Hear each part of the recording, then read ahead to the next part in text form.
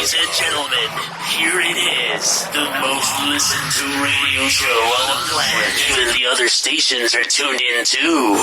Check. What up, world? It's the man with the plan, Burt McGurk, aka PR, the King of Hearts, and you are now tuned into Clocking Out, the podcast you listen to when you need to get motivated and inspired to doing bigger and better things. What is going on, everyone? Thank you for tuning in to another episode of Clocking Out. I'm your host, PR, the King of Hearts, and today we are here once again with the one and only SavyD. How you doing, Savy? I am doing good. I am doing beautifully. Thank you.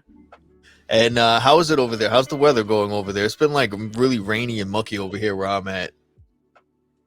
Yes, I think we all went to VeeCon, got all of our vitamin D and sunshine for 3 days, and then came back to wherever we belonged. Because I know you didn't get a chance to go, but like those 3 days, all of us ended up looking like creative crab because we were all just like red, sunburnt, like it was so bad. There was no protection from the California sun. And then as soon as I came back here, it was like storm. And my husband even told me, he said, when I was gone, it was sunny the whole time I was gone too. So it's crazy. And I know how it's like, man, because when I went to VeeCon last year, it was nothing but like, it wasn't as bad. From what I was told, it was like the waiting on lines and stuff like that, whether it was for food, for speakers, or to go get a picture with Gary or anything like that. I was told nothing was as crazy as it was the first year. Mm-hmm. And what's a lot better is how people can schedule their time to go and see Gary and take the pictures and everything.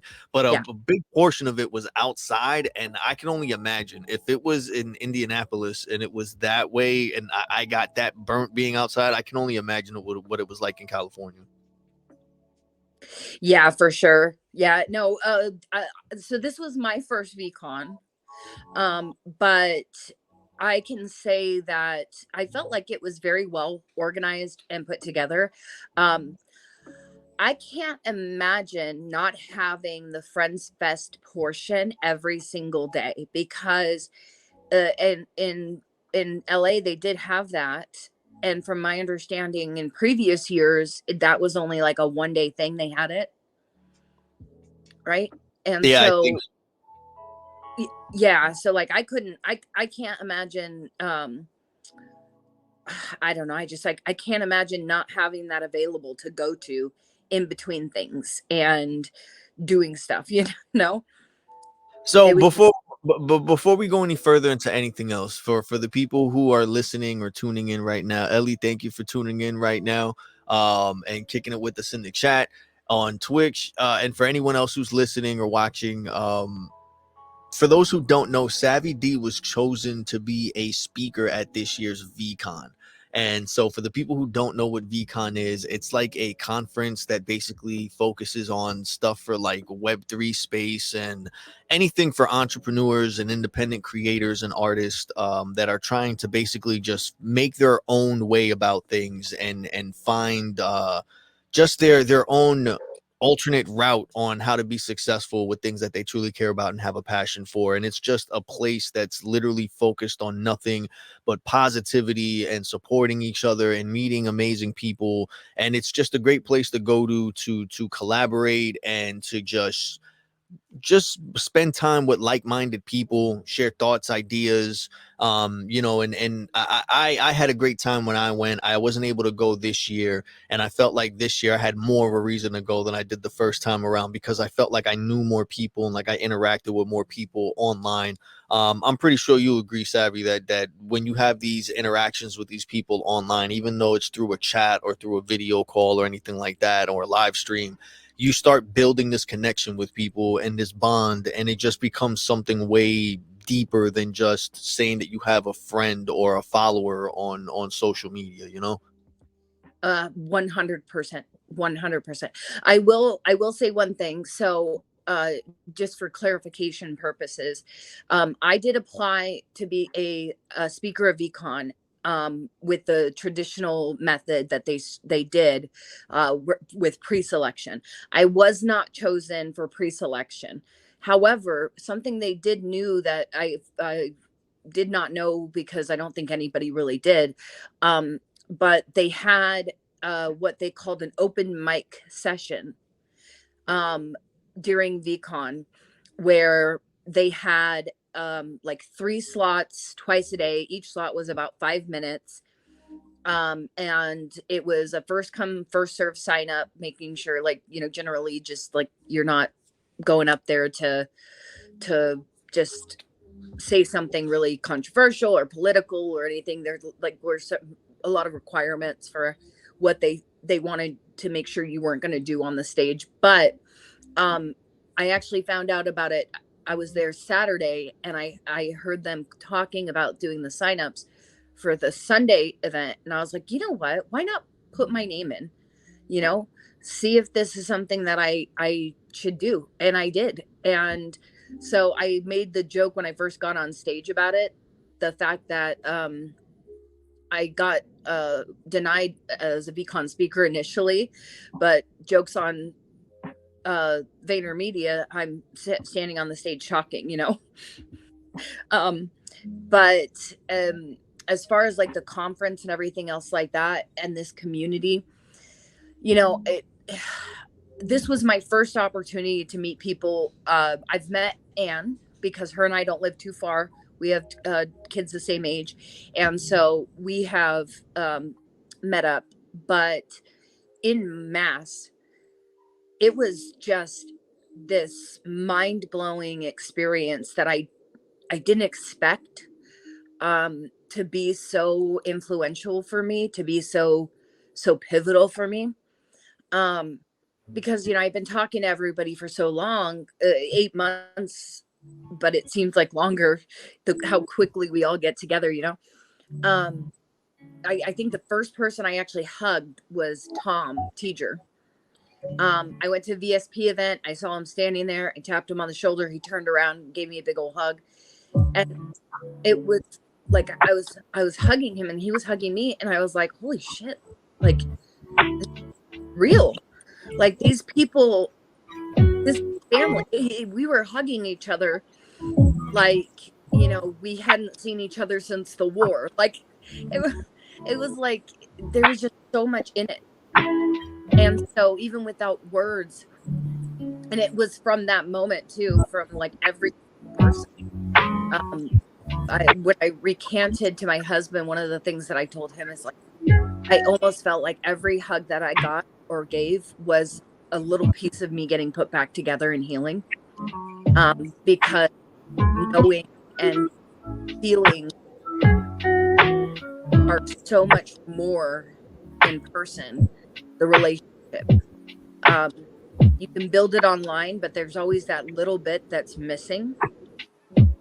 So as much as I have been a huge proponent for VeeFriends, for this community, I have to say that you have to get into an IRL event if you get the opportunity to go, because it connects something that there's no way for us to really have just on the online space. I mean, we have our depths and our moments and we build this relationship, but just something really clicks into place when you're standing right in front of these people in this community. And it's like, it's that family that you didn't know that you had, or that you did know that you had, but also didn't really know like how it was going to be. And it's just like that instant, like everything's what it's supposed to be. It's just a natural, you're not second guessing your words. I know for me, a lot of trauma response is always, what am I going to say? How did I just say that? Is not going to be taken the wrong way. Always mindful of my own body movements and whether or not my face is displaying something that might, be an issue. And I've lived like that my whole life, and it's just a huge stress. And suddenly I'm in this place where I was only thinking about what I was doing in the moment, and I was so in it, and I had zero fear around what people were thinking or how people would react to me. It was just whatever I was feeling right then and there, and what I was able to do and say. It was I'm usually not someone who has difficulty with words. But because I am so unfamiliar with this ease of living, I've never known what this feels like. And suddenly it's like, you know it now. I suddenly know what it looks like to not be hyper vigilant, to not be hyper aware of everything around me, of every person, of what they're thinking, what they're doing, what that person over there is doing. Are they talking about me because they looked over here for like 3 seconds? It's that secondary thought of the whole situation that you're in and everything that you're paying attention to. And for the first time in my life, I felt so, I just felt so calm and at peace. And like I was around people that it was just safe. I get exactly what you're saying. I had the same experience the first time I went, and it gets really overwhelming because you don't it's a new feeling. Like, you understand what's happening, but you're not understanding why your body's reacting the way that it is. It gets confused. It doesn't know it for whatever reason. You start getting overwhelmed because it feels like a fight or flight mode type thing. Mm-hmm. And you're like, am I supposed to stay here? Am I supposed to trust this? Why? Like, the first initial thing that I had throughout this whole situation when I first got introduced to this and it became really overwhelming was, is this normal that I'm feeling this way about people that I do not know? Like, it, because the first thing is that you start overthinking, like, what you're saying. It's like what you're saying, like what you say, how you move, how you said it, your tone of voice or the words you use, and then you start overthinking that maybe you said something wrong and they took it the wrong way, or maybe you didn't or not. So it's like you go from being this person that's always overthinking about all these little things, and then out of nowhere, like, you just have a conversation for a few seconds or a minute or so, and then you notice that all those things just disappear and you're not even thinking about it. And it's not until you're halfway into like an hour conversation that you just realize, like, wait, what just happened? Like, I just realized I shared so much with this person. And then you start overthinking, like, did I overshare? Or do they think I'm weird now? Do they not want to talk to me again? Do that? And then you just start getting these other things from them, like that's a reassurance, like, yo, you're okay, it's fine, like, let's keep going, like, what's up? And it's like they can kind of sense that you're having that overthinking moment or whatever. Like, you just feel like you came in the proximity of someone who understands. And it's like you didn't even have to say anything, but it's like they just look at you and they're like, I get it, it's cool, you're good, don't worry about it. Like, and you just get this comfortability, and it gets really overwhelming because it's not something that happens like as easy as it's happening. And then you go from meeting one of them that's like that to then another one, then you're in a room full of them, then you're in a stadium full of them, and then you're like, what the hell is going on right now?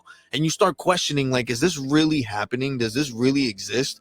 And then you really get into it where, like, why didn't I get this sooner? Like, this is what I always needed. I didn't even know it. And that's why it gets overwhelming. You get this feeling, that you were always looking for, of like, it's like you said, you feel safe. You found your space. You found your people. You feel like you can't do or say anything wrong, and you don't have to overthink it. You could be yourself. And that weight of you feeling like everyone's looking at every little thing that you do or say, it just disappears, and you just get so comfortable.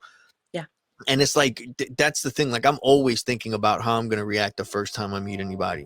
And I've only met a handful of people in person. And even those like situations or those moments were really overwhelming, just because in that split second of shaking their hand or giving them a hug or saying hi or something, like, it just everything of every conversation and every interaction you've had with these people, it starts overflowing in your mind, and it just reassures you that you're with someone who's not going to judge you. You're with someone that understands that you want to be in a safe space, that you don't want to overthink. You're not trying to, like, it's just weird. And it's all because of, it's all a person that you've never met before. It's someone completely like, so that's the other thing too. I totally agree with you. The real life events of meeting people in person and everything is definitely something that I recommend. My first one that I went to is kind of one based on like the people that work for Gary or work for 137 p.m. was it, or AM? I forget what it was called. Yeah. and they had like these meetups, and the people that did it were the people who worked for them. So mostly it was like the coworkers and stuff that would show up. And when I went there, I fell in love with it because I'm like, this is a job. Like all of these people are like this and they work together. I was like, I've never in my life been around this. So it gets addicting to be around that feeling and around those people. Well, and this is the thing too, is that, you know, what you're talking about with that initial wonder too, I think that for people who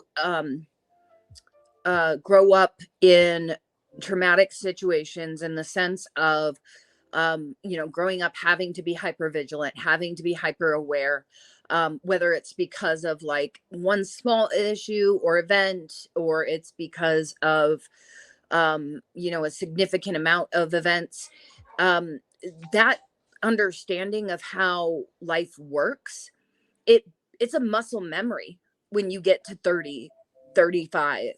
You know, it is a muscle memory. It's an instinct. It's a survival instinct because it is proven to work. Your body uses it. It's your first instinct. But in the sphere of these individuals, there truly is a vibe. I know everyone uses the word, and I've always laughed at it, but there is a sense of calm, even in chaos, in a room full of people involved in this community. The first event I went to at VeeCon was the VSP event, because my flight was late. I missed the VFam session, which my heart is like aching. I'm thinking about sending Mr. Messer a piece of tape with my signature on it, and he can just throw it on the see if he'll throw it on the thing.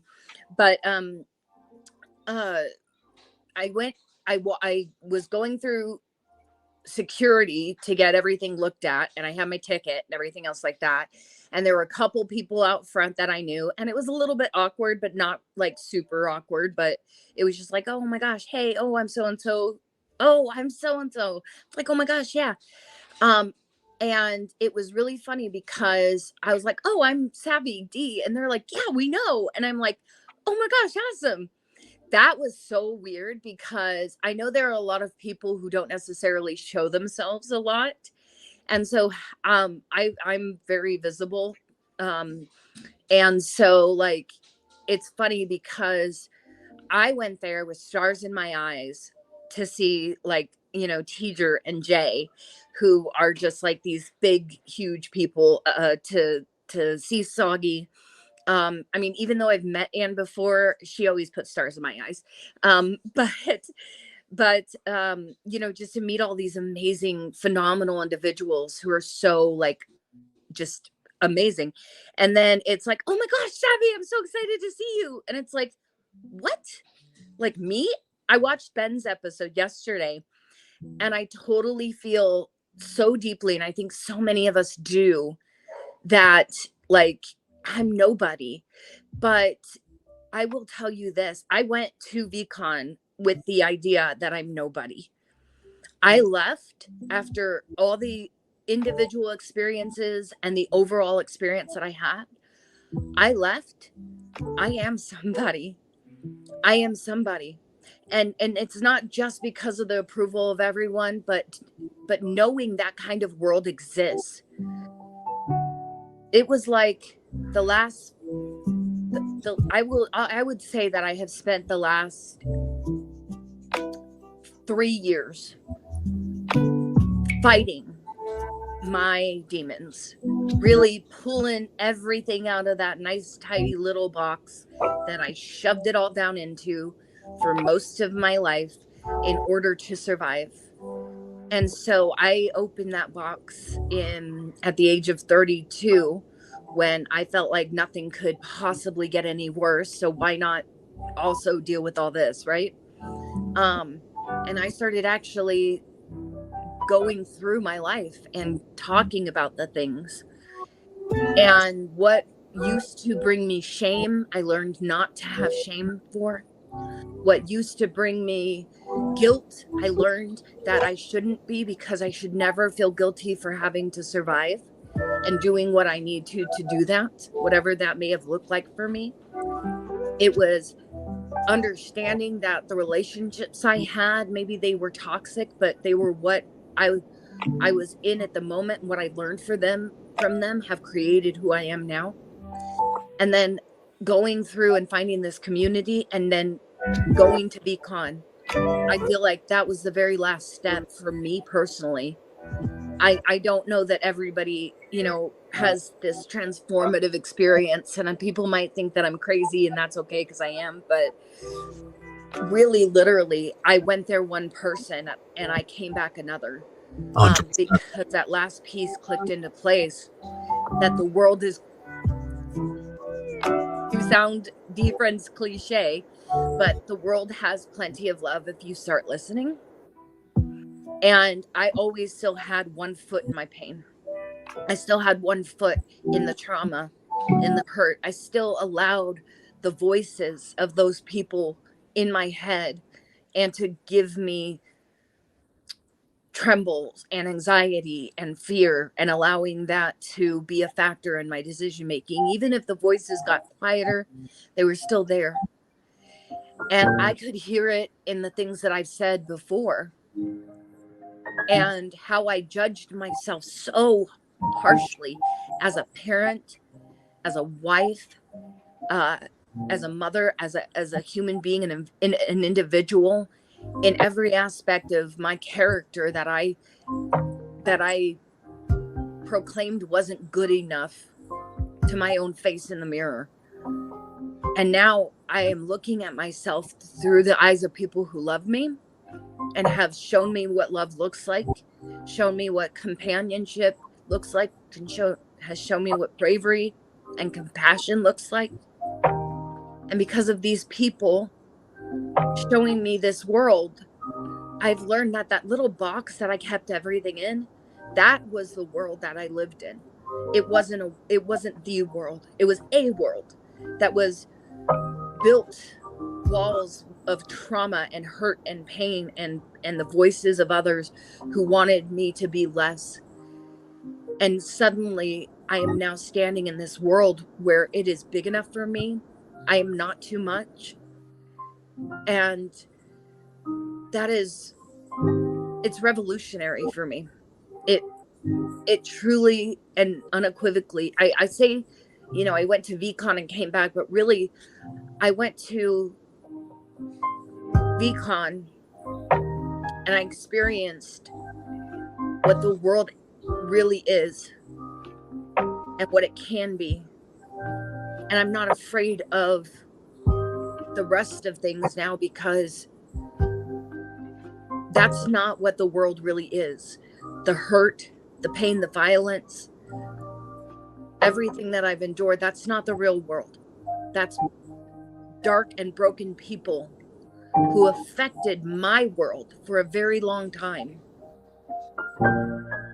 But it's not the world. And so it's like, to have that sudden vision and sudden, you don't realize how much you change. It's like my own kids, right? You look at your children, you have children, you look at them and you don't see how big they're getting until suddenly someone points it out who hasn't seen them in a while. And then you suddenly look and go, wait a minute, because you see them. And so you see those little micro changes. But then suddenly that realization is just overwhelming, because now you can see it. Oh. And for me, that's what this is. It's like, I know that changes were happening, these little micro changes over the course of the last 3 years. But until I had a mirror standing in front of me in the form of a community and a family that are positivity and light, I couldn't see that reflection. And I finally got to. So amazing. I'm so, like, you understand. I knew that you were gonna love it. It's me, and my first time going, the feeling was so overwhelming that I felt like I was obligated to make sure that I was trying to get as many people to know what VeeFriends was and everything. Yeah. I feel everything you're saying, I think, is an experience that everyone needs to experience. And it's mostly just because of the fact I strongly believe that a lot of people You, myself, everyone in the community at some point, or maybe even still till now, it hasn't hit them yet because they haven't had that real life experience with someone yet, or it's starting to get there little by little. But a lot of people think they're alone. And I feel like what this community has done is brought a lot of people who felt alone for a very long time or felt lost, and gave them a place to feel safe, to express themselves, to let them to just say it's okay, you messed up and it's all right. The important thing is that you're still going, you're still trying, you know you messed up, you're learning from your mistake and you're moving forward. A lot of people don't hear that. A lot of people don't know that it's okay to mess up. A lot of people don't know that it's okay to make a mistake publicly, and not know what you're doing, or trying to make up for the things that you did in your past. Like, there's so many different combinations of things, but a lot of people just believe that there's no coming back, or there's nothing else to do, or that's it, it's over, time's up. And the one thing I love about this community, it truly just gives hope. It gives hope. And what I love about it most is that a lot of times when a lot of things like this show up online, they like to sell the whole hope thing. The main thing about this is that you really don't have to focus on just Gary. It's not like you're trying to just talk to Gary and he's the one that's telling you all this and whispering sweet nothings in your ear and making you promises. And you get what I'm saying? Like, normally it's like that's what a lot of people don't get. A lot of people hear VeeFriends and everything and they're like, oh, he's just, and I understand, because it comes off like that. Like, he's just like this dude that's trying to hype you up just to sell you some shit. But it's like, it just seems like that to you because that's all you see is the advertising thing. You haven't really dug into it to know that, yes, Gary's amazing. He's amazing for what he's done and the people he's brought together and everything like that. But what you really have to understand, and I don't mean any disrespect to Gary, Gary's not the secret sauce to this shit. No. It's the fucking community. It's the people.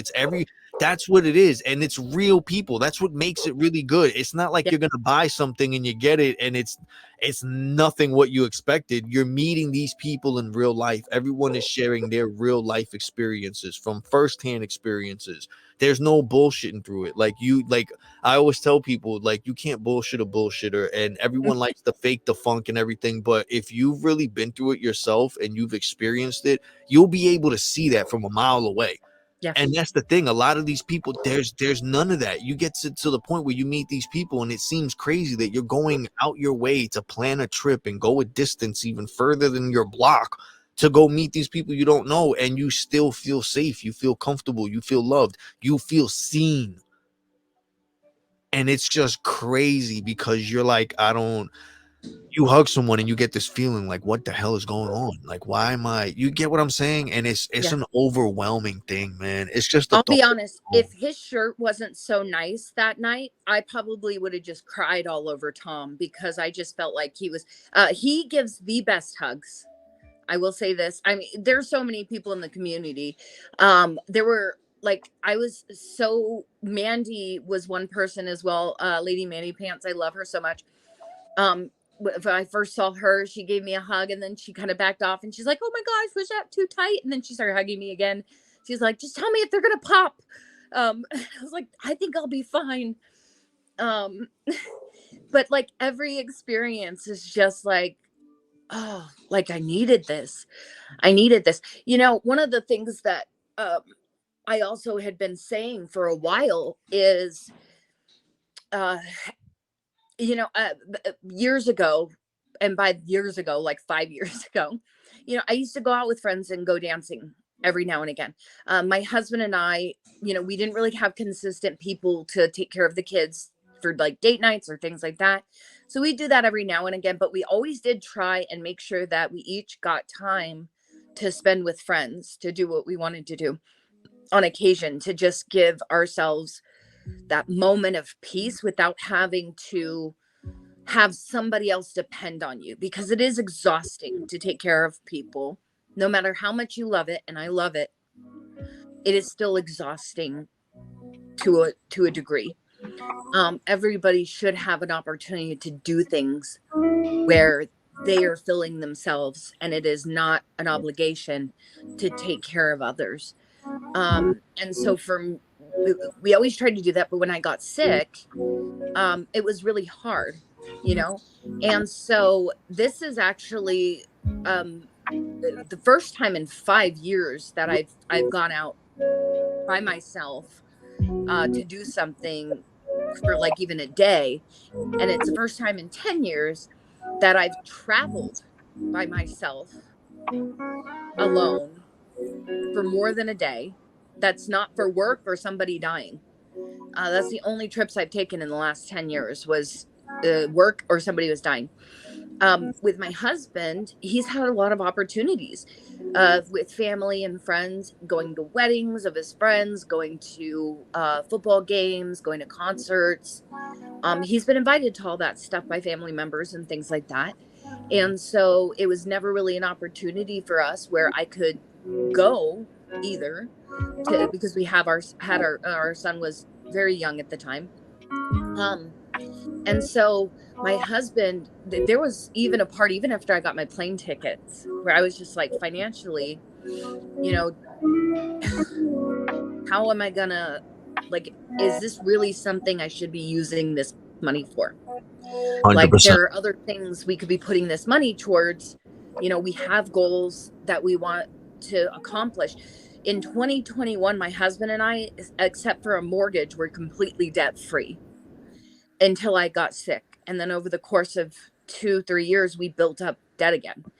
And so, we refinanced vehicles. In 2018, I got a new vehicle. And then right before I got sick in 2021, we got my husband a brand new truck. We were so excited. We were debt free. It was like, okay, the only thing we have is the mortgage. We paid like half of the truck, so it was only going to be a couple $100 a month for the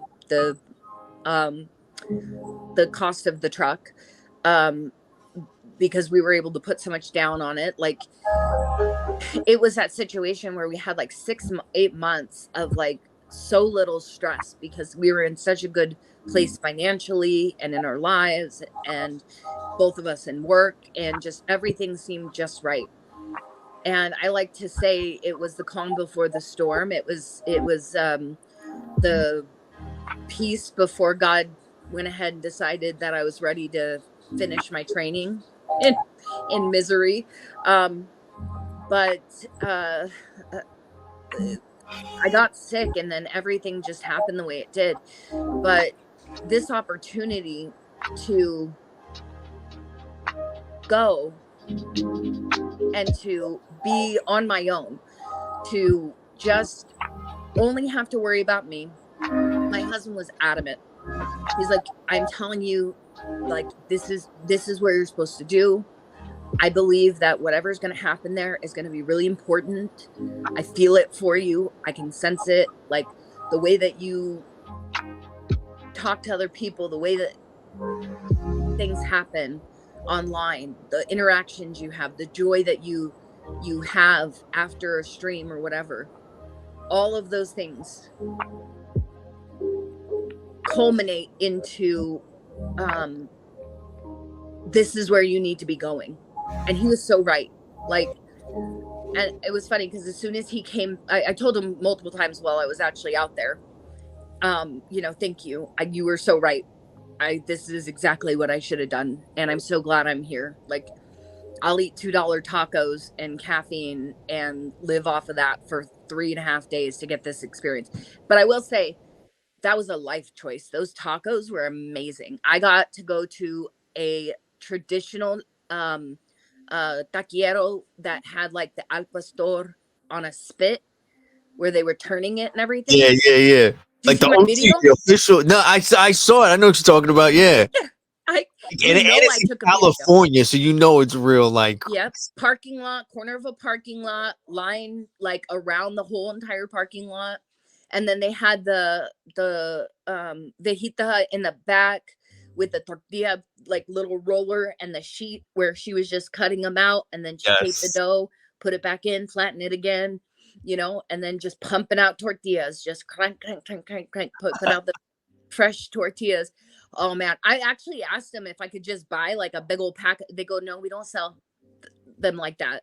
And it was like, I just want to go back so that way when I get hungry at midnight, I can just throw some butter on it Yeah, exactly. Mouth watering just thinking about it, right? Roll it up. But no, it was absolutely amazing. I haven't had traditional al pastor tacos in over 10 years. Since I left California, and even before then, it had been a little bit, because usually I'd go to Mexico, and there was a lot of issues right before I left for the army, at the border. And so it's one of those things where, oh man, who I went to VeeCon, and I got another one of my dreams fulfilled of getting, traditional al pastor tacos again. It was just amazing. And then I was in an Airbnb with 6 people, Lord Mandrake, K-Save Curry, Green Beans, Formed Chaos, and Batman Newgate Ali. Those are the last two are the only two that I don't think I'm familiar with or following. So I got to give them a following and check them David out. Housewright, Formed Chaos. Yes. The brilliant Barb, PFP. Okay, I think I know you talking. I've seen it around. I don't think I'm following him though. I gotta follow. Oh, definitely. But we were all on the Airbnb together, and let me tell you, I don't do anything.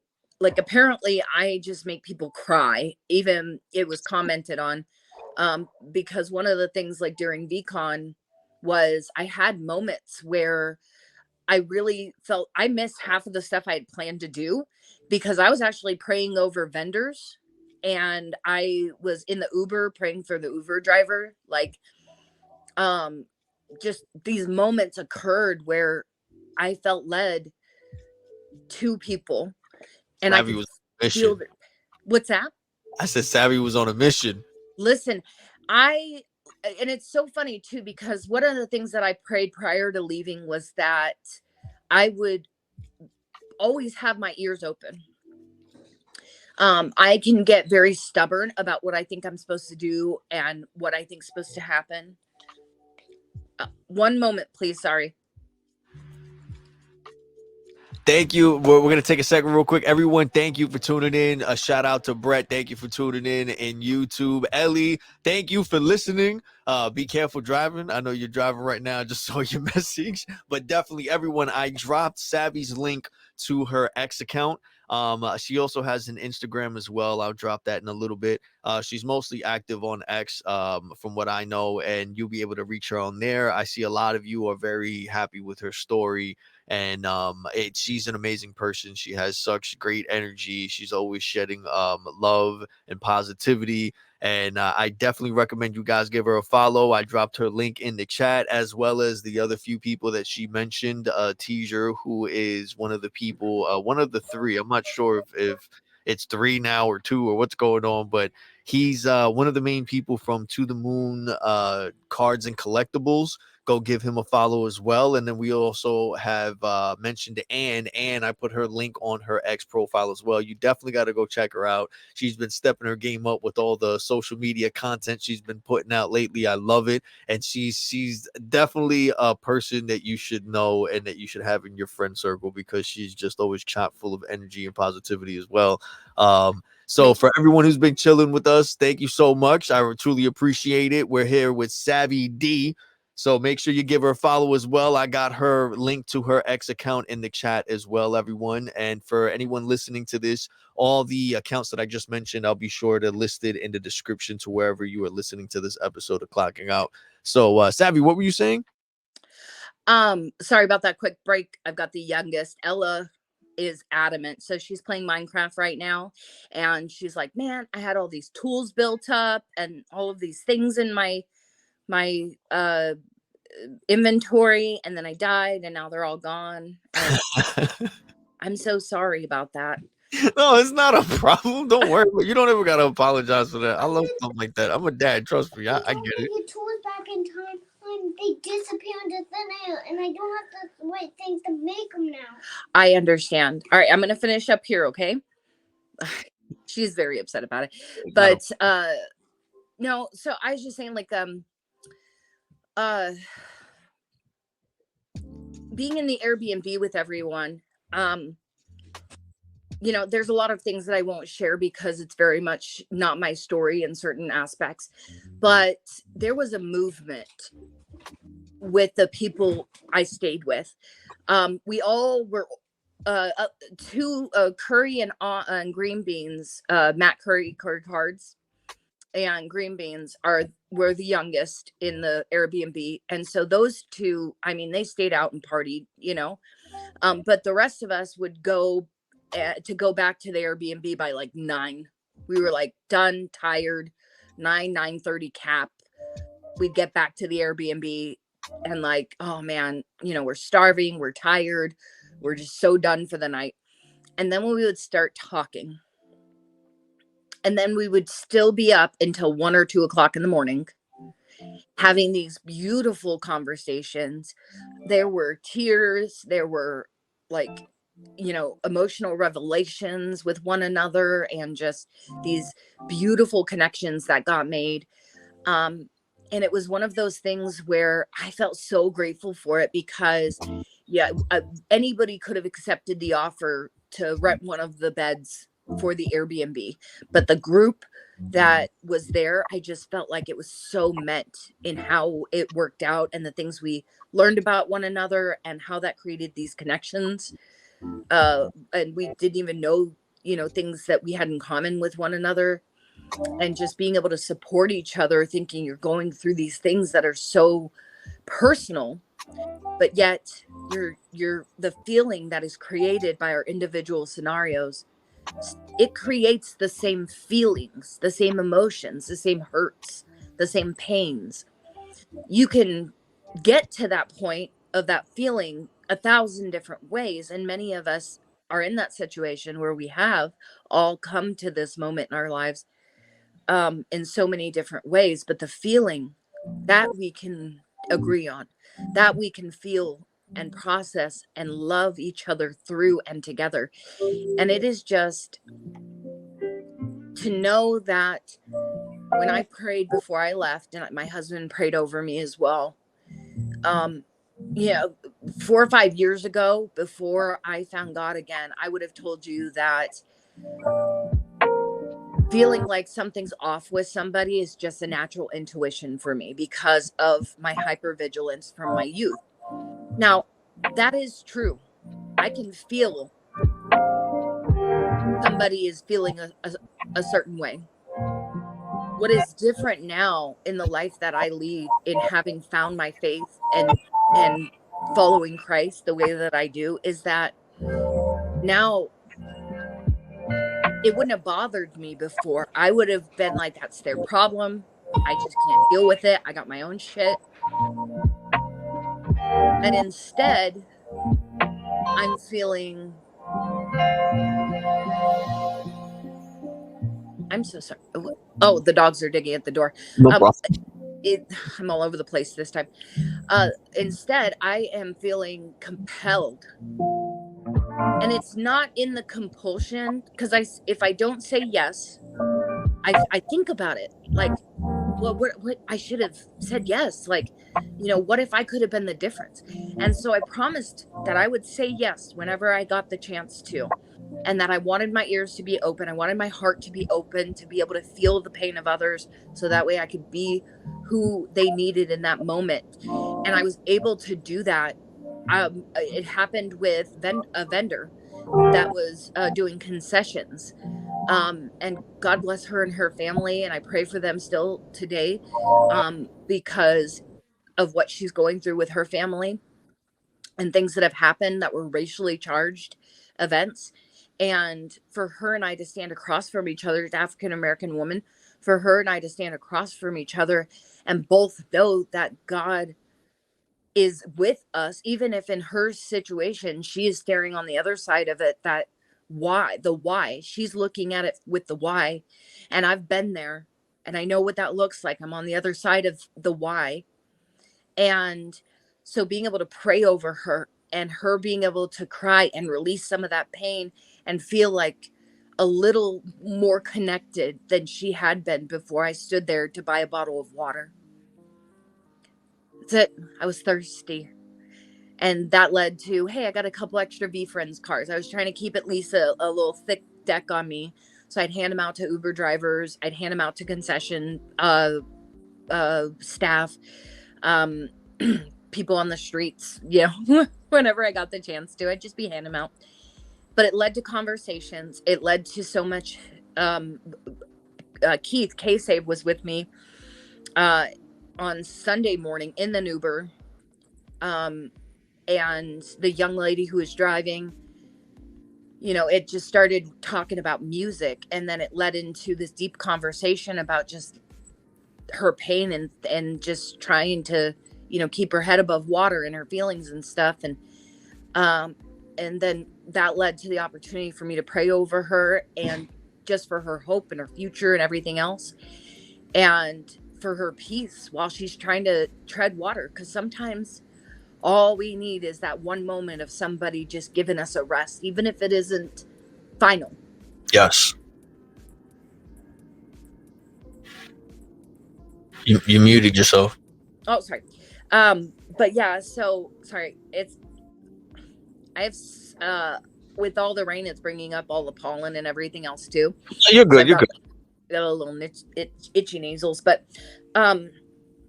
yeah, it's just, I said yes. I said I want this, and so every night when I got done and I laid down, I thanked God for those opportunities that He brought to me that day, and I asked Him to give me those opportunities tomorrow.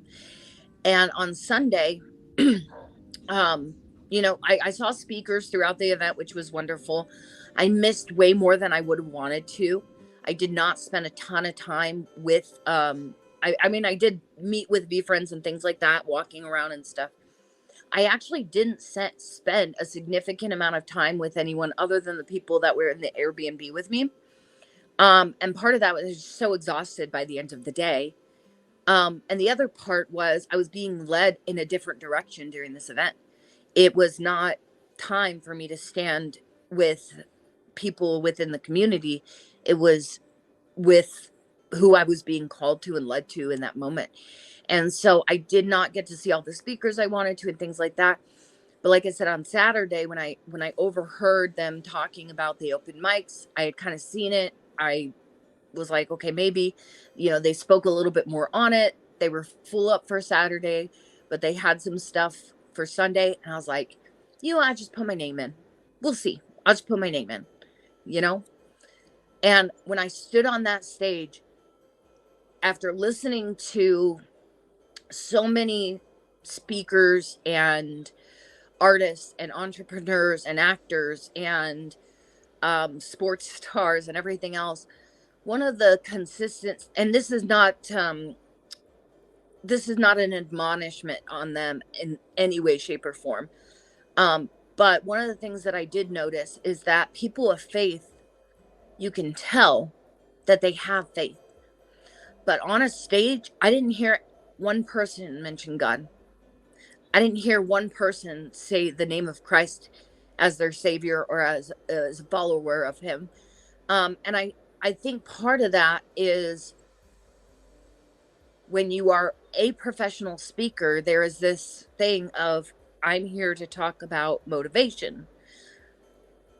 I don't want to set anybody apart. I don't want to push anybody away. I want them to hear my message. So it has to be phrased in a way where a lot of what I heard, higher power, something bigger than me, something greater than me, with whatever you might believe, having faith and things like that, just the way phrasing was. So after the whole weekend of hearing that from various people who I know are faith-based individuals based off of their communications and stuff like that, I knew for me that it was important that I started off saying what I said, which was that I am a follower of Christ. Christ is my Savior and my King. I didn't used to know that, but my life changed one of the interesting aspects I find is that I didn't ask anybody to record because I didn't think about it. To be honest with you, I thought about planning it out, but I usually go a little better off the cuff. And so I was like, I'm just gonna get up there and say stuff. um, which I think I have to work on. I do think I need to at least have like an outline that I can kind of like when you go bowling, you have those bumpers. I can go all over the place, so I definitely probably need bumpers. But part of what I had said about the last half of it, I'm super grateful. Cowabunga Chan, Chris Chan Media, he recorded for me, and another lovely woman who I had never met before, started recording like right after I had proclaimed Christ. She started recording the speech as well. And so she actually found me on social media and sent it to me. And I was like, oh my gosh, that's amazing. Thank you so much. But I just really felt like there were people in that moment that needed to hear that we're not alone. Even with my profession of faith, one of the things I hope others can understand is that as a follower of Christ, I believe that we love others and we love God. Those are our rules. We love God, we love others. There was never anything in the Bible after that period of love others. It was never love others unless, because it was just love others. And I can tell you that there are plenty of people who think I'm a crappy Christian. And maybe I am. I'm willing to take that risk. I'm willing to risk loving others over what other people think I should be doing in my place and in my heart.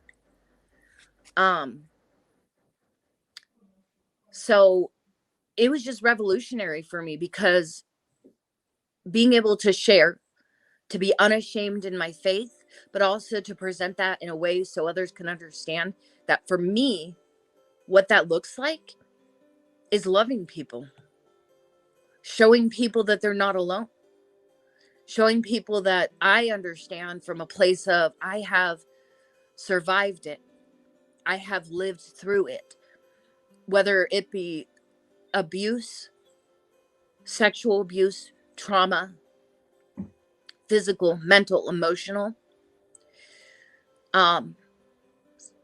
experiencing foreign cultures, experiencing violence in the face of inaction,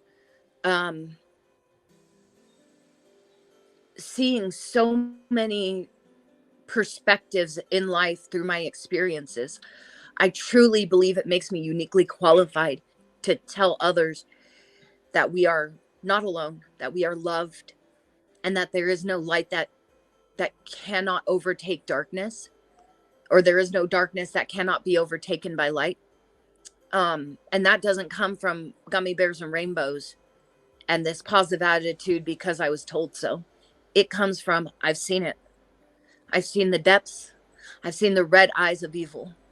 I know what it looks like. I've stared at it. I've lived through it and with it. And even through all of that, I have come to a place where now I understand. In pain, there is purpose. And we all are capable of finding light in a moment when we need it most, because we can be it and we can create it. So if you can't find the light, you become the light. Even if it is only in the moment, even if you have to find it and shine it, and then others will come and they will be it for you when you need it and can't be it. But light attracts more light. It pushes away the darkness and it attracts the light. And when you start looking at life that way, no matter what, and it's not blind optimism, it's realism, but it's hope. I had I had many wonderful interactions with Gary over the course of VeeCon. I participated in the TCG tournament. I participated in the Uno tournament. I booked one of the selfie sessions as well. I saw him in passing here and there. And he was always so sweet and just very like, the first time I saw him was I was sitting at the table playing one of my rounds in TCG, and he looked at me and he winked and just was like looking at me. And I was like, oh my gosh, he knows who I am. He just looked at me like he knows me. And for a moment, I actually looked around. I was like, who's behind me? Who's he looking at? You know? And then I spoke to him. He actually wore the crown that I made, which was wonderful. I'm still trying to find out who. I think it was one of his media people, so I might have to get in touch with them, who took a picture of him frontwards. But I've got pictures of us from other people, which is wonderful. But when I had my selfie station time, I actually wrote him a letter because I'm long-winded. I don't know if I've made that apparent or not. But yeah, so I wrote him a letter. And because I knew that I was never going to be able to say in 90 seconds everything. And then when I got up there, I had these wonderful yearbooks that was made by Split Coast Creations. Kyle, who is H-Town Astro on social media. He does 3D printing. He does laser engraving, all kinds of stuff, leather work. It's beautiful. But he made these just beautiful leather-bound, laser engraved yearbooks, blank yearbooks. Yes. I saw those. Yeah. And so I was able to, I told him, I said, I gave Gary the letter. I'd actually, at the vendors event, he came to the vendors event for minis vendors. And I was able to give him, I found this like mint condition, still in completely packaged, Joe Namath Jets Super Bowl action figure with the helmet, the football that says Super Bowl, whatever it was on it. The Jets Super Bowl that Joe Namath won with them back in the 90s. And it's got like a little helmet. It was the coolest thing. And so I was able to give that to him. And then during my interview, I gave him the letter. And then I just thanked him because that's really all I had for him, that I wanted him to hear in my own words, just how grateful I was. And it's like you said, he's not the secret to the sauce. And I truly I've heard him say before too, that this isn't something that's going to die when he does, and that's the whole point. It's a legacy, right? But I told him, I said, thank you for sparking this community, because 100%. Yeah, it was, he did the work to spark it, to create, to blow into the embers and to start this fire. And now it is this beautiful raging flame that is continuously growing, and it is just attracting so much more light into it than it is darkness. And anybody who comes into this community and tries to be unkind or difficult, or we blind them with the kindness, and we burn them out with the kindness, and either they conform to the kindness and the light and they transform, or they don't stay. But I don't believe that a single person can come in contact with this community and not be affected. And maybe it might take days or weeks or months or years for them to finally be in a place of realization that this is actually light and what it should be. I agree with you.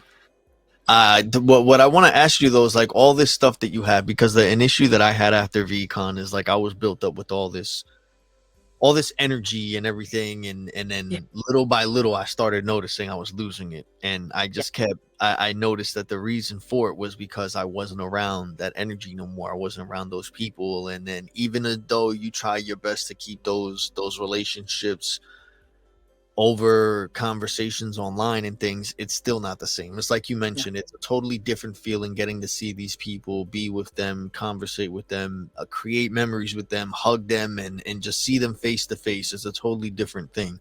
Yeah. So what I wanted to ask you is, what's something that you've been doing to keep up that momentum, that energy, that drive, that passion, or that whole build up that you got from VeeCon? Like, what's something that you've been doing that's been helping you, keep that alive and keep it going, that you would suggest other people to do the same if they have that, or they feel like they're losing that grip of hope that they found at VeeCon?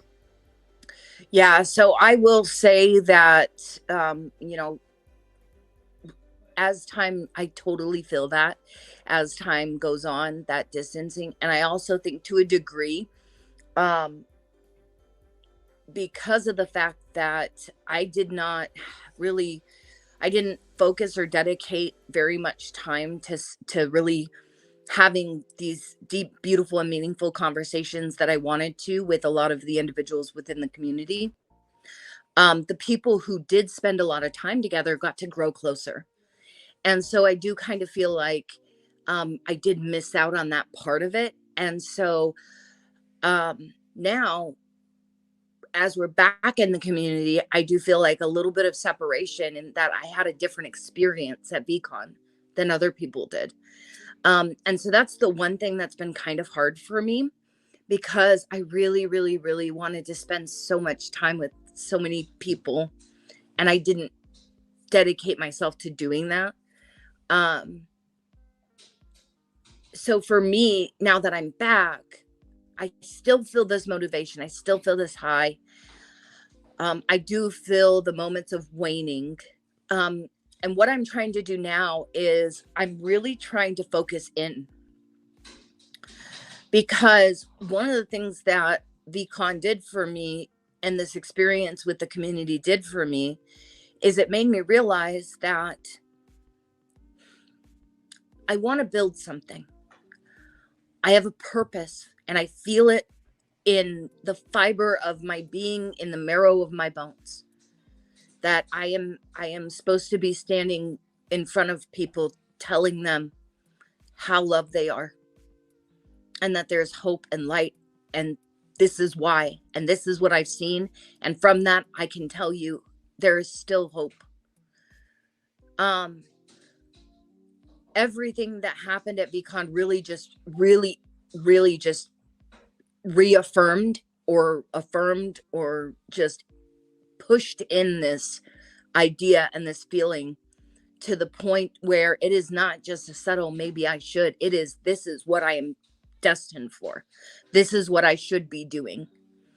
So having that motivational aspect of it, which is not so much community based and more my own realization, being able to focus on that, and also still try and go into the community streams. I, even if it's only a couple of minutes, I do try and make sure I pop into everybody's streams, just to see faces and comments and usernames, and say hi and check in, responding to chats and things like that, watching people's social media stuff, and really engaging with it, not just looking at it and then passing by. It takes 2 seconds to hit like, it takes 4 to leave a fire emoji in the comments. 100%. And just trying to make sure that I'm not pushing that away, while at the same time, I think that the best chance that I have to spend more time with everyone that I want to is by refocusing on what I need to be doing and the steps I need to be taking to achieve my own personal goals, and to put myself through my work into the position I want to be, which I haven't said this like to very many people. And I have definitely not said it like publicly on a format this way, but I have been doing a lot of research into Vayner speakers, because I don't think everyone knows that Vayner has a branch called Vayner Speakers. And it's apropos considering the fact that Gary started doing, speaking after he started content and stuff while he was still working at Wine Library. And so for me, because of the fact that I feel so aligned with like the Vayner ethos, that is where I would like to be.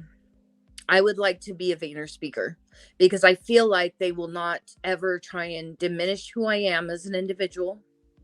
I don't feel like they will censor me in my faith.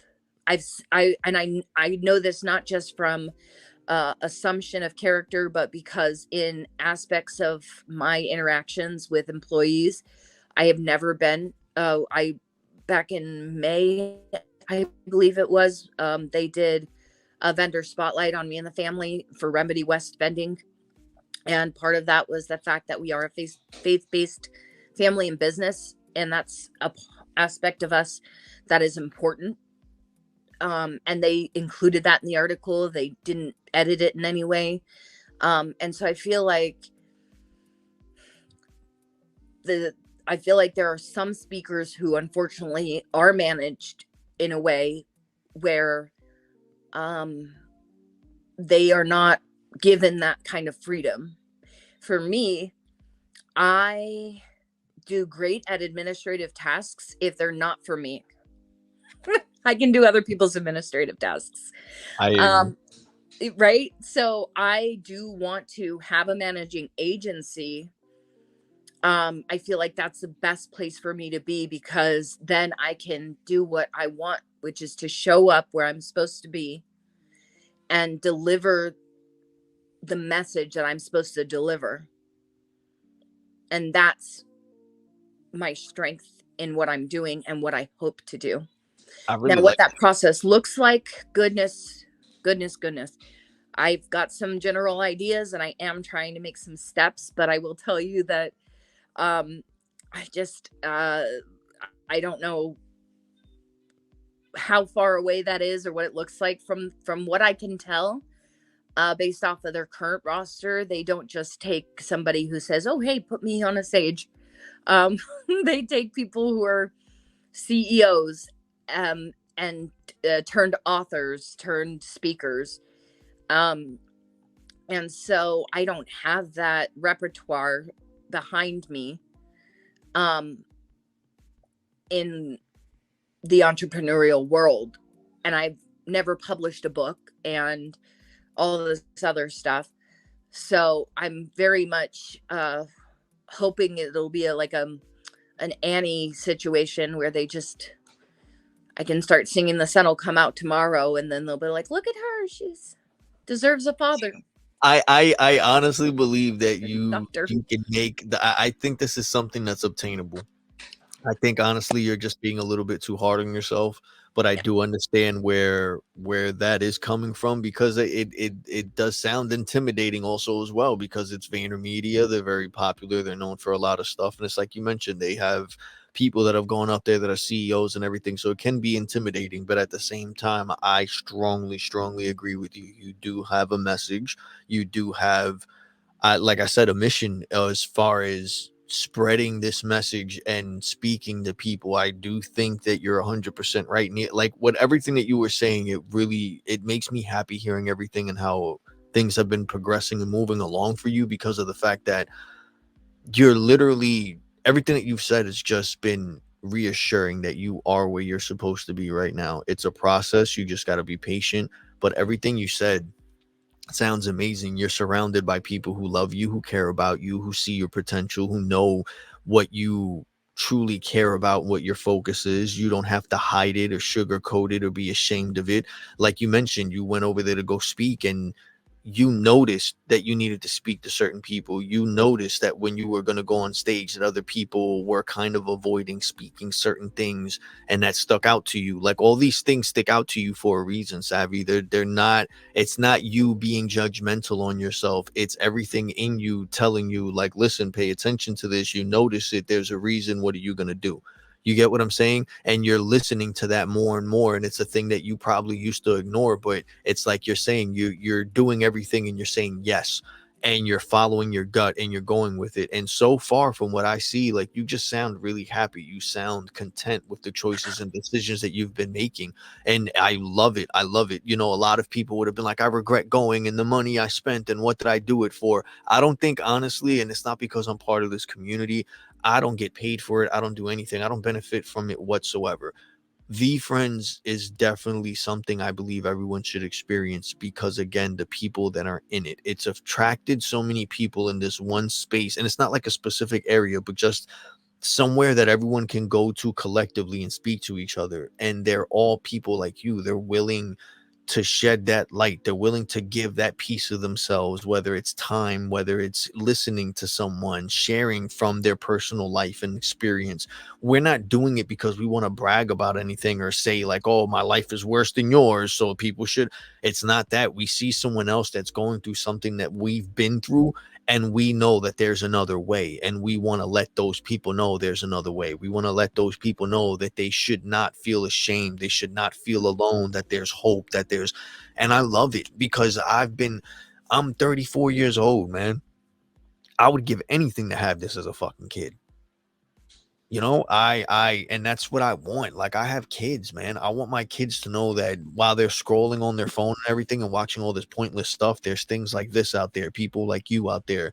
You know what I mean? It's a crazy world online, and it's crazy, you know, what's been going on in this world. But at the same time, it's also really, it's nice to know that there's people like you that exist out there that's giving your time, that's talking to people, whether it's a fucking taxi driver or someone selling food on the street, or like you show that it doesn't matter. Like you can see that someone needs help, or they need that one extra push to get them through that day or to get them over that hump or whatever it is, and you're willing to give your time to sit there and listen to them and let them know, like, I see you. I see you. I know, and like, I see what you're going through. It's all right. You're not alone. I've been there too, and there's a way out of it. There's light at the end of the tunnel. You're giving people hope, and you're not doing it for any other reason other than the fact that you can, and that you know you should, because you were that person one time. You didn't know there was hope. You didn't know there was anyone that would understand or relate. You didn't know there was anyone that could see you. You know what I mean? And so I strongly believe that everything, I think it's truly obtainable. I think that you could do that because you have a message. And it's like a lot of the reason I say it is because it's Gary himself that says it. It's like people that second guess themselves because they didn't go to college or they don't have that experience. But yet again, you can tell that they love what the fuck they're talking about, what they're doing, what they're putting their time. You can tell they have a passion for it. You can tell they care about it. You know what I mean? So you can tell that they probably have a different perspective of another point of view compared to the person who went to school for it, who went to college, who paid for this experience. Meanwhile, you went through the experience because you wanted to. You didn't have to pay for it. Like, that's your life. You had no choice. You had to go through it, and you had to learn, you had to adapt. And it's just something that you ended up falling in love with. So it's like one of those things that I feel like, based off your actual experience, you will blow anyone out of the fucking water when it comes to being chosen for someone to speak about something that truly matters. So I think that you should definitely, it's something that I believe I see you doing that more and more. I didn't even know that existed. I didn't even know that existed. So it's like, it goes to show, like, you're really diving deep and you're digging around for something because you care about it. It sparked your interest. You see that you have this gift. You see that you can do something beneficial, not only for yourself, but because it makes you feel good, but to help the next person. And you've been looking around and you found that there's these things that actually exist for that very same thing. Don't let the fact that you don't have the title of a CEO stop you. You got this fucking far. Like, yo, you've been in VeeFriends a shorter amount of period than I have. You don't have a podcast. You don't have and you were talking at VeeCon, Savvy. Like, you get what I'm trying to say? Like, you need to get those. That's the way you need to be looking at things. Because it's mean, I'm impressed as shit, and in my head I'm like, God damn, like, what the hell am I doing wrong? Like, so it's a big thing, and I'm so fucking proud of you. You don't understand. When I saw that you were going to be a speaker, and I saw the little videos and clips that everyone was sharing, I was so happy, and it was killing me even more that I didn't get to go. And then hearing like that you got to see Tom, even though I'm pretty sure Tom doesn't like me, but you got to see Tom and give Tom a hug, and you got to chill with all these people and everything. And it's just everything that you're saying makes me happy, because I have this certain image in my head of what these people would be like in person, and everything that you've been saying has gone to show that these people are even better than that, or better than I could expect. And it just makes me even more anxious to meet them. It makes me even more happy to be a part of this community. I don't regret anything that I've done being in this community, being a part of it. Any time that I've spent conversating with people in DMs and live stream, or joining live streams and seeing the events that they have going on and all these things, like it's literally just been fun. It's an excuse to have fun and just to fucking Be free. yeah. Be free. It's reminding all of us we're human. Yeah. And I love it. Well, and that's another thing too, is that I can completely because like I would love to go to Comic-Con. I know that's going to be another big gathering, but it's just not in the cards for me, as much as I would absolutely love that. But it's one of those things where I have to know that there are bigger experiences I'm waiting on, that there's a reason for it. Oh, goodness gracious, the dogs. But anyways, I actually, one of the things that I found, my husband has always loved, I've always been a big Edgar Allan Poe fan. Yes. I'm more on the macabre side of poetry, right? I've got a bunch of his stuff memorized. I love him. Just the tortured soul. Yes. But my husband has always been the romantic Ralph Waldo Emerson. And he made fun of me so much in the most loving way, because I found this poem that Ralph Waldo Emerson wrote that is literally, I finally can put into words, or use his words to put into the world what I am trying to do to be successful. Okay. And if you don't mind, I would like to read it. No, go ahead. So, Ralph Waldo Emerson, the title is Success.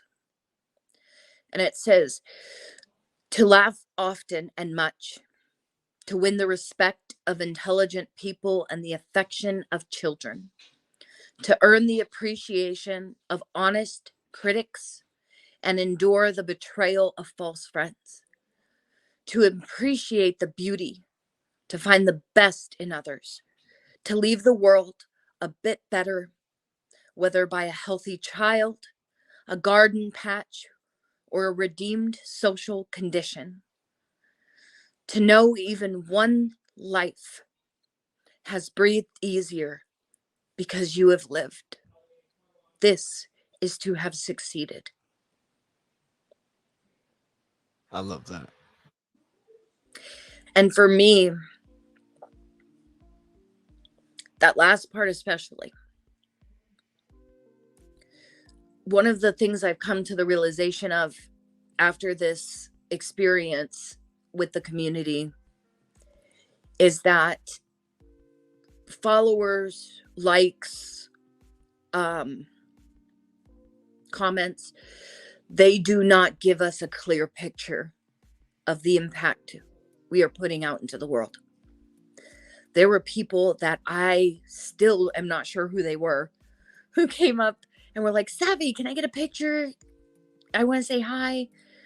I love what you're doing. Your content's really like motivational, and it has helped me on some of the bad days, and like, I've never seen them. They've never interacted.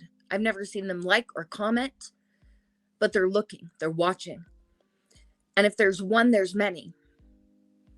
And that, I think, for me, was that realization that no amount of fear can ever outweigh my hope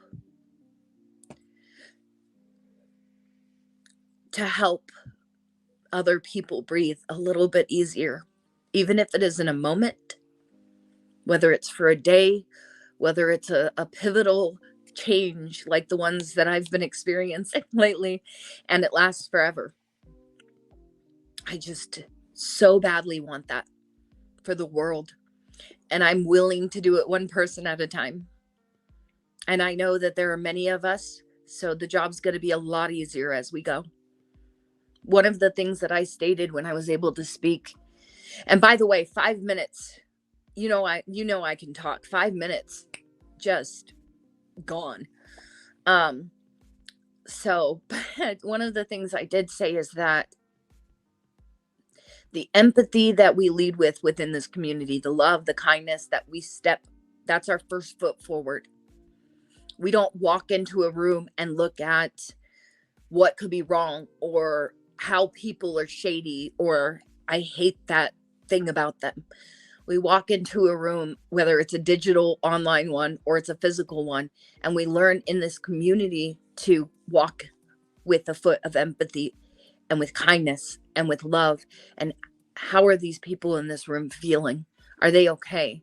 Even if they are angry, instead of, well, it's, God, I wonder what's going on, that they are so hurt in this moment. And when you find yourself thinking that first, that's when you're adapting to it.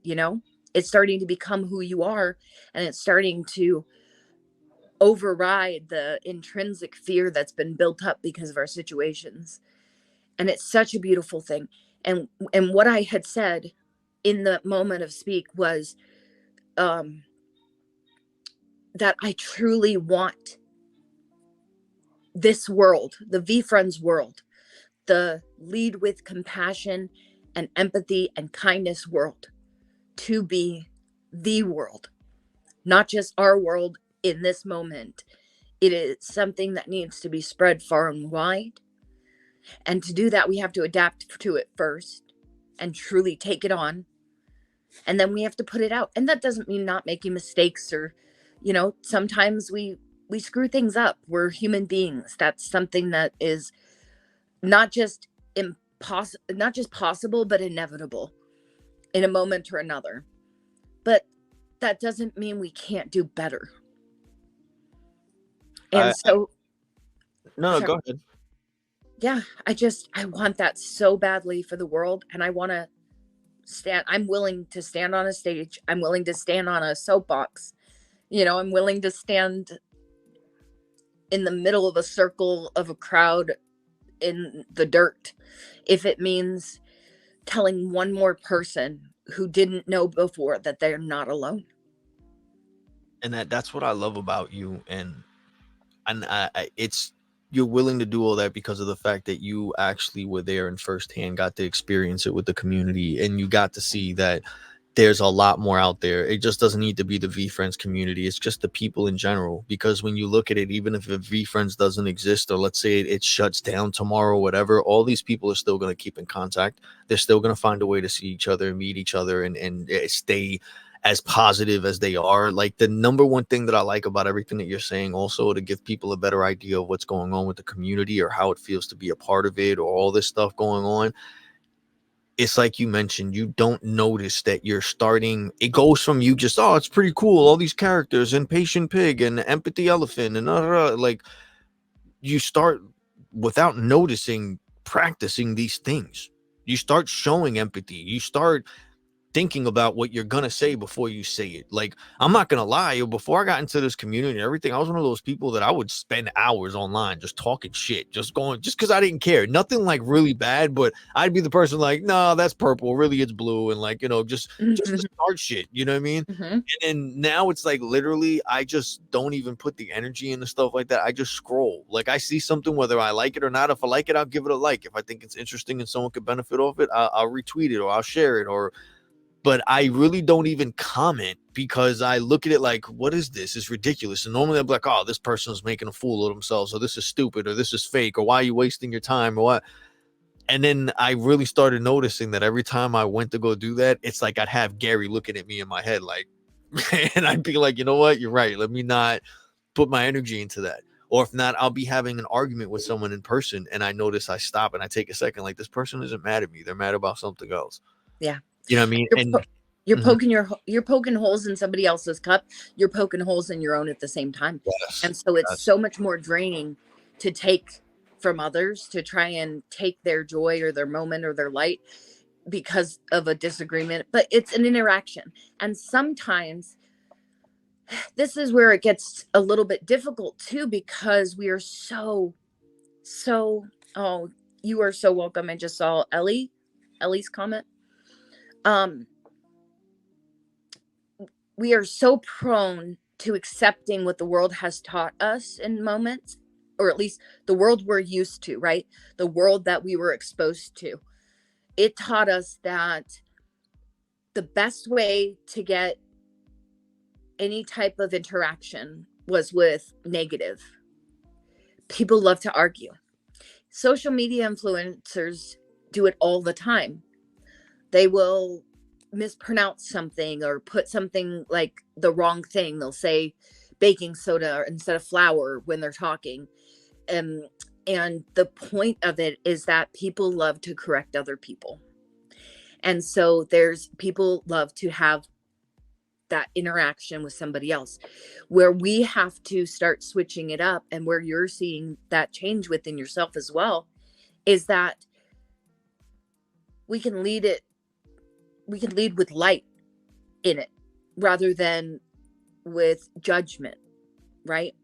Rather than like just quick, it's a question of what could be driving this. And because of that, we stay curious, we stay interested, and we stay connected that way. I guarantee I laughed a lot when my son was little. He always used to love the movie. He loved Monsters Inc. And I loved and thought it was adorable how, in the end of the movie, sorry, spoilers alert in case anybody hasn't seen this decade old movie. But in the end, they find out that being monsters, that screams are less powerful than laughter. Laughter is actually more powerful. Because it comes from joy and they're able to bottle that up. So it works, right? And I always enjoyed that movie with him. I thought it was a good premise. But it's one of the things that's actually come back to me as I've grown, learned, and healed a little bit more. There are so many people who just aren't willing to put the effort into finding out that the laughter, the joy might be a little harder to get than the cynicism and the hate and the bad intentions. 100%. It might be a little bit harder to get that joy, but boy, is it worth it. Boy, is it so much more powerful, and it is lasting. You can spark that little flame of indignation and all the rest, but I can't name half of the people that I was bullied by in high school or middle school or elementary school. I've since started forgetting. I used to know their names and I used to always remember, but now I just can't pull it because it wasn't big enough. What I do remember are the names of the people who gave me light and hope, who gave me moments of joy and made me feel whole. Those people's names are etched in my very soul. And at some point in life, I truly believe that if I continue on this path, and I believe it to be true for anyone, is that if you start choosing joy, you start choosing hope, that at some point those bad things are going to start to disappear slowly, because they are going to be replaced by the memories and the feelings of the joy and the light and the love and the laughter. Because I can already feel it happening within myself. So I want anyone who is in a moment of darkness or heaviness or burden. I'm not saying that I don't have those moments, but we cannot stay in those moments. I've seen, I don't know if you've ever seen a video. It's very funny. There's this little boy, and he's hanging on to, down in El Paso, Texas, down, if you go just like a couple hours south of El Paso, there's the ocean, right? And down there, they have these beaches, and they have like swimmer lines, right? Which are like catch lines to prevent, it's warm water, it's Gulf water, so sharks love it. So they have like netting and swim lines to kind of demark the depth. And the closest one is like this blue one. I've seen this video circulate around the internet, so it's not hard to find.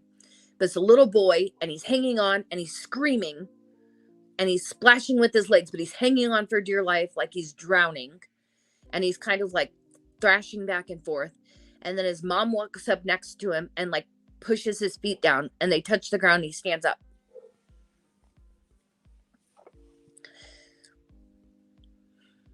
I know you're talking about. It's overthinking. It's overthinking.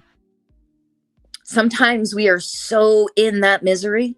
Yes. So in that fear and that desperation for survival, we don't take that breath or that moment to just put our feet on the ground. Exactly. So do it. Do it. If you, in that moment, that is the one thing I can tell you, is that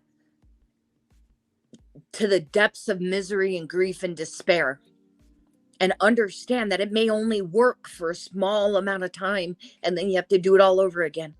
But you got to fight for the joy. Yes. But just put your feet down and take a breath in that moment.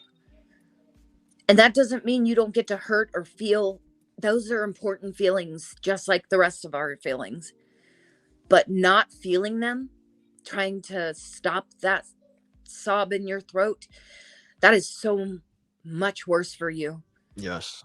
Because it doesn't go away because you've stopped it momentarily. It just turns into something that's going to come back later. I know, because I spent 3 years pulling out those memories and looking at them and writing them down and thinking about them and asking the whys and feeling the hurt that I never allowed myself to feel. Because if I sat there and felt pity over the time that somebody stomped my leg or bashed in a rib cage, well, if I do that for every single time something like that's happened, we'll be here all day. But then I realized I have to actually go through the moments, though. And it hurts, and it's a process, and it'll take a while.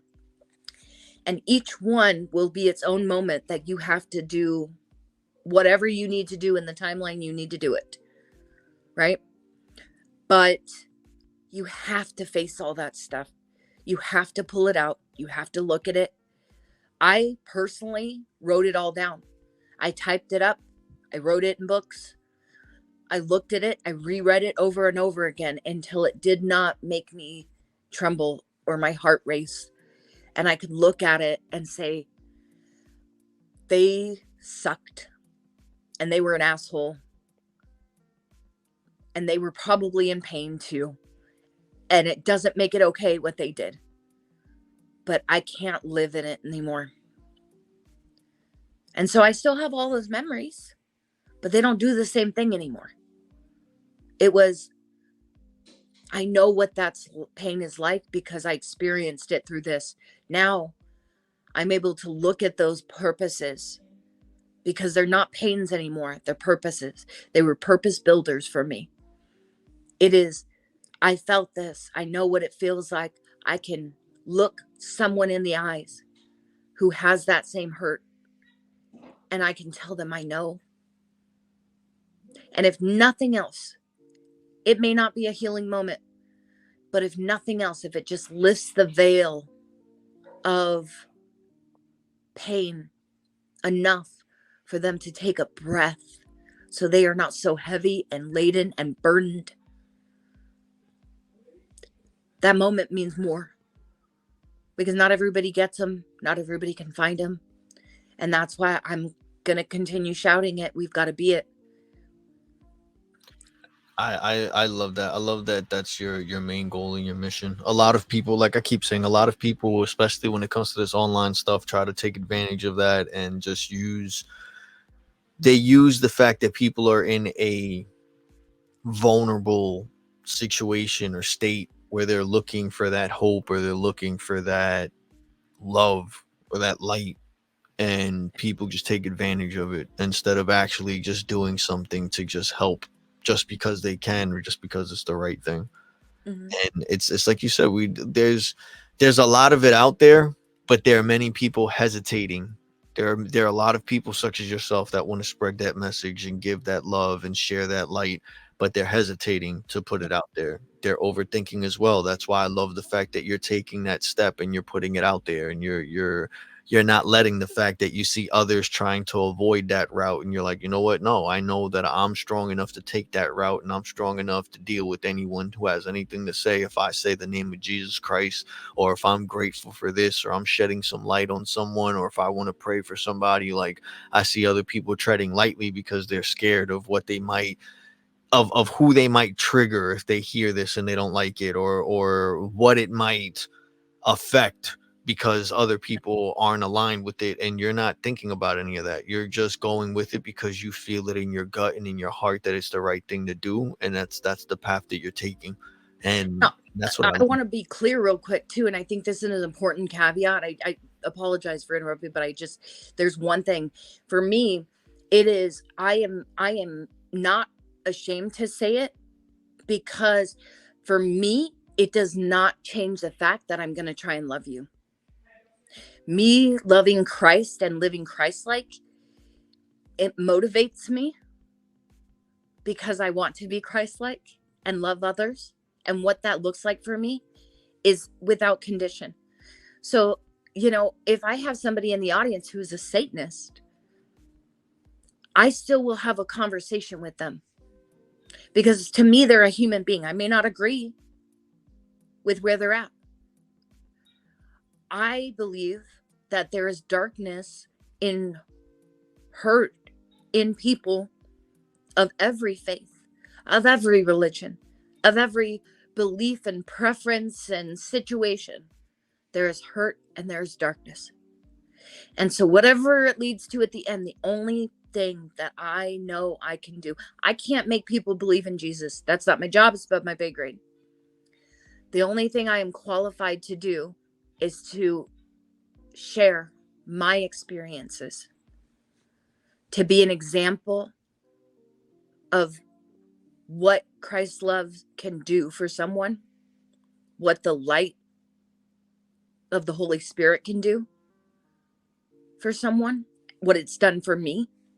And I know that there are plenty of people who can see something like this, they'll turn it off the second they hear Jesus, right? Or they'll, like you said, go to the comments and just rail in the comments about my favorite one so far is actually what is it? My invisible joy pimp or something in the sky. I think rainbow pimp or something, the way that they phrased it. Oh, that was a good one. That one was funny.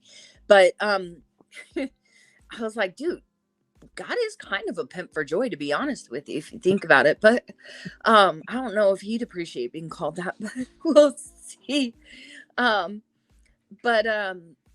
I nothing's going to stop me from loving you. And I'm okay sharing where I'm at, because it is not a barrier between us. And I want people to understand that too, is that if my loving God makes you so uncomfortable and puts you in pain, I don't think it's me loving God, because no one can make you feel any way. My question is then, what put you there? That just the name of Christ. What did you go through? Is it a church hurt, an experience, a person? You know, what happened that a name that you claim to not believe in causes such a visceral, painful reaction? So at the end of the day, it comes back to people are in pain and they're hurting. And the same way that you went online and made comments, I did it too. I was not afraid of an argument and I thought I was right. And there were more hills than I like to admit that I was trying to die on. Yeah. But it's that realization that even in that, we are just seeking the connection, even if it's a bad one, even if it's a negative interaction, we're seeking it. Oh. And knowing now that we can have so much more with a little bit more effort that lasts so much longer. It does. And it's conversations like this, is people like you that is showing that it's possible. There's so many people, and that's why I want to make sure that people like hear your story, and you have something to say, because you've been through a lot. And I strongly believe that if other people were to see where you came from, and how you're able to find the light and the positivity and the hope and the strength to keep moving forward in the way that you have been, there's no excuse that other people can't do it neither. I strongly believe in that thing. It's like that whole running the mile under 3 minutes or whatever thing, where everyone seemed like it was impossible until the first person did it. And then after the first person did it, and everyone caught wind of it, then the next person, then there was 6 or 7 other people that were doing it. And I think it takes that I think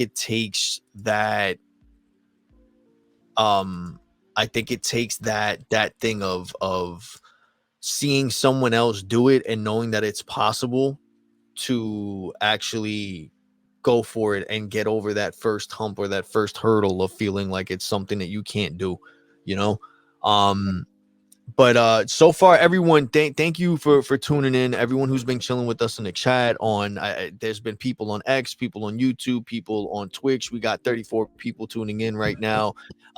Everyone, please make sure you go and give SavyD a follow on X, and all her other social media links and information I'll have in the description to this podcast episode, wherever you're listening or watching this. We've been streaming for an hour and 42 minutes. And Savy shared so much about her experience at VeeCon, and so much as far as just basically letting us know and see firsthand that it is possible to make it through even the darkest places and find your light and find your people, find some peace, and find a safe place where you feel welcomed, wanted, loved. And I truly am so grateful that I've gotten to know you.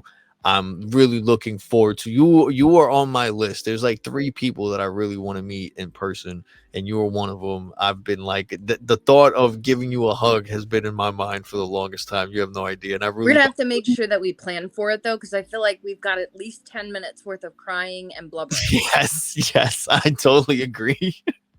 But before we get out of here, Savy, is there anything you would like to share with anyone who is listening, watching, and like any message that you would like to put out there, or anything that you're working on that you're excited to share, or just anything at all you want to end this episode on? You know, I one of the things I started a while back was writing a book, or at least I called it writing a book, when really it was more like just trauma word vomit. So one of the things that I did realize is that there are a lot of people who maybe just aren't ready to look into the eyes of someone else who's experienced something like them.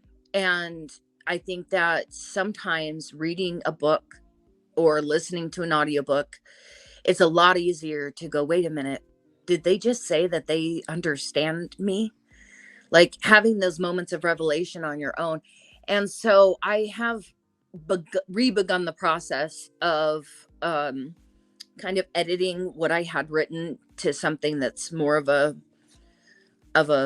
publishable document. And so it's something that I've been working on for a while. So it's pretty far along. It's almost halfway done. I'm just editing at this point.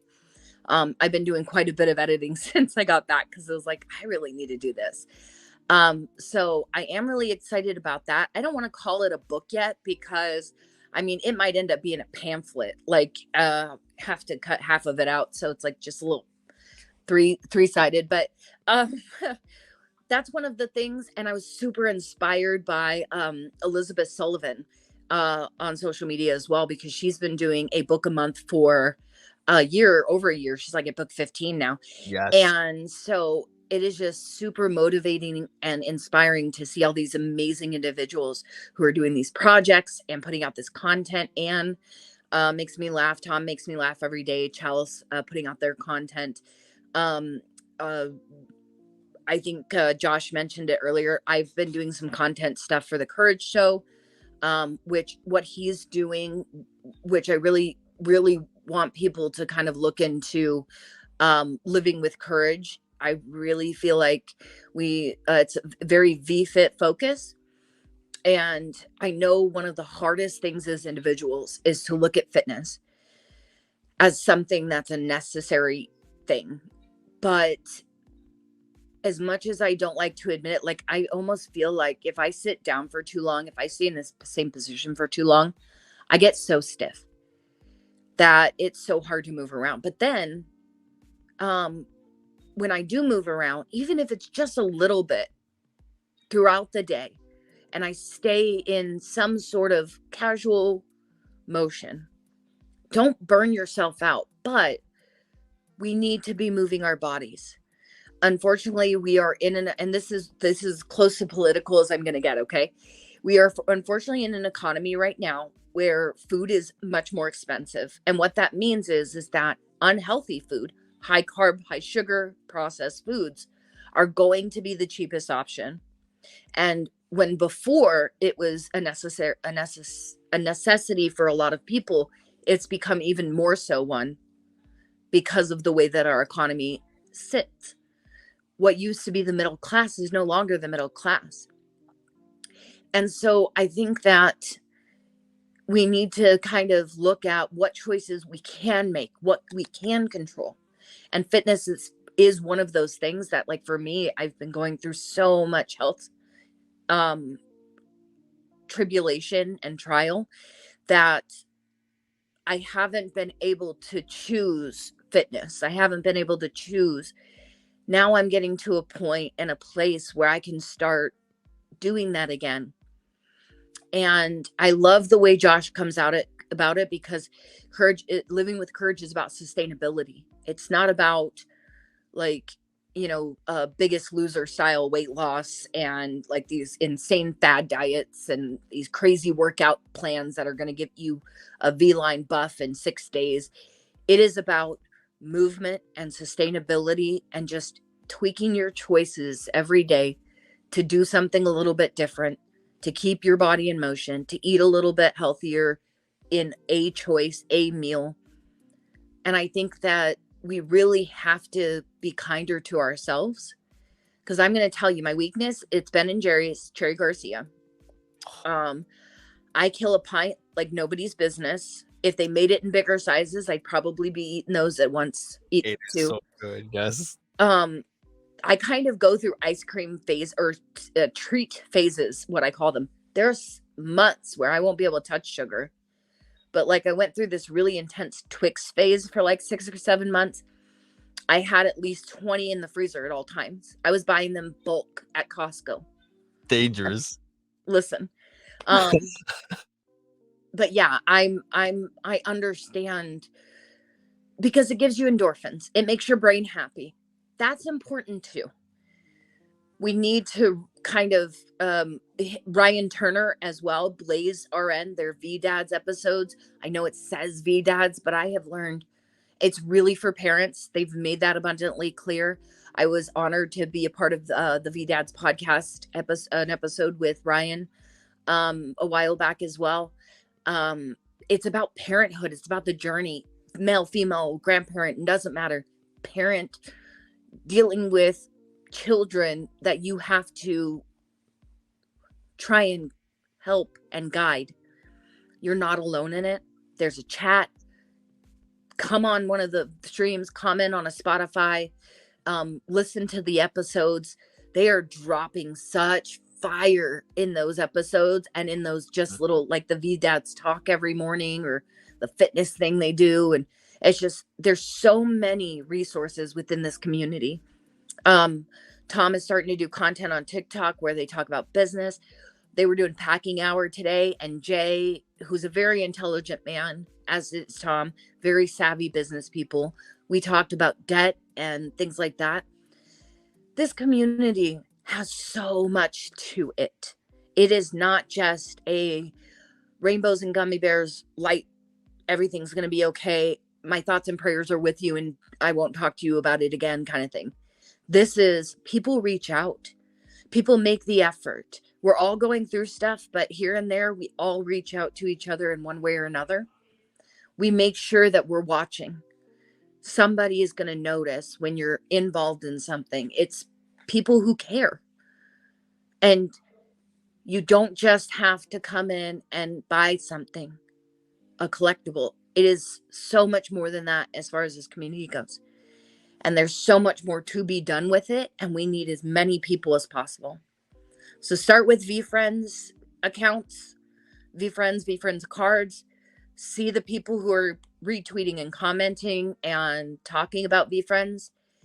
Look up VeeFriends in the hashtags on X, on Twitter, on wherever you get your daily social media. And follow the people who are talking about it, because that's where you're going to start seeing that light. And you're going to bring it into your life. Change your feed.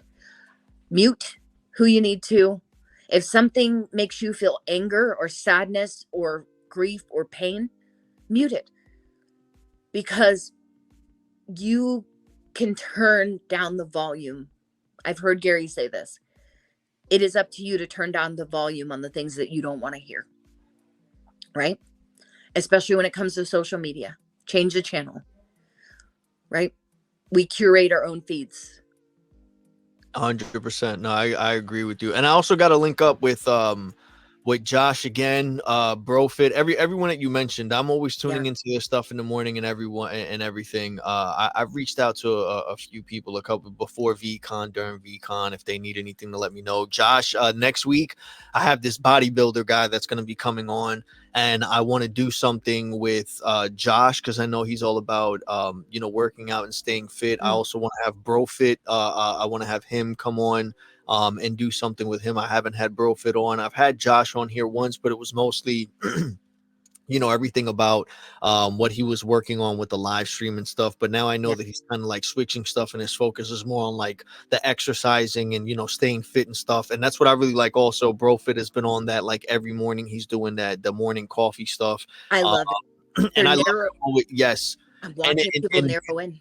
Yes, and even the V Dads also with Ryan and Blaze. That's another one. So I've been paying attention to all those, because I used to stream around that time, but now with my job, it doesn't give me that gap no more. Yeah. But still, I can listen and I can watch. So I always put my earpods on. I'm always trying to stay in the loop. I'm always trying to hear what other people are doing, so I know if there's anything I could do to help, or anything that I can see as an opportunity for us to work on something together. So let Josh know, man. I know he's always busy. I've hit him up a few times. I'm always, and him, Josh, Tom, everyone on To the Moon, I always offer, like, if they need anything. I know, like, I'm really not anyone. I don't have a big community or nothing like that, but I always tell them, you need any help, let me know. I'm willing, to work on something. I want you to work on that too, because that's a phrase you use often, is I know I'm not anyone, but you are. And I want you to feel it. I want you to say, I am somebody, I am me. And that's important. It matters. I've said it before. I have a TikTok I did about it too. I think I put it on all their socials, but there's this theory. It's the Picasso Van Gogh theory, right? Artists that now you see their paintings, and it's this breathtaking imagery of a style that has revolutionized a whole generation centuries later. right? Billions of dollars being spent to have their paintings on a wall or in museums. The men barely had 2 pennies to rub together when they were alive. They didn't see the impact they had on the world. But you know what they did do? They didn't say, I'm a shitty artist, I'm going to stop painting. They said, I'm an artist and I'm doing it. And I'm doing it to do it. I've always been a very like focus on the goal kind of person. Like I need to have, okay, this is, these are the steps. I'm going to get to it.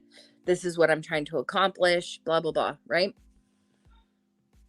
And I've lost a lot of time because of that. Never really truly enjoying a process. Never. I missed out on the opportunity to make memories because I was so concerned about ensuring things happened on time or the way they were supposed to. And I don't want to live like that anymore. And I don't want you to live like that, because you are somebody's father who they love. You are somebody's friend who matters. You are a supporter in a community of individuals, giving them a chance to say things that they want to maybe make a difference in the world of one person or another. We will never know. Truly never know. We might see some of it in our lifetimes individually of what the impact is we have. And that is beautiful. And I love it. And I can't wait for you to be able to visualize that more yourself. But Ben said it and then you got on him about it. So I'm going to get on you about it. You're right. You're 100% right. You're right. Listen, I'm watching. Yeah, you're right. See, no, but it's good. I appreciate it. Go Those show. words. I was testing you. It was all a test, Savvy. That's Yep, what. yep. Make sure you're tuning in so you can use my own words against me. Thank you so much, Savvy, for stopping by, for kicking Always. it with me.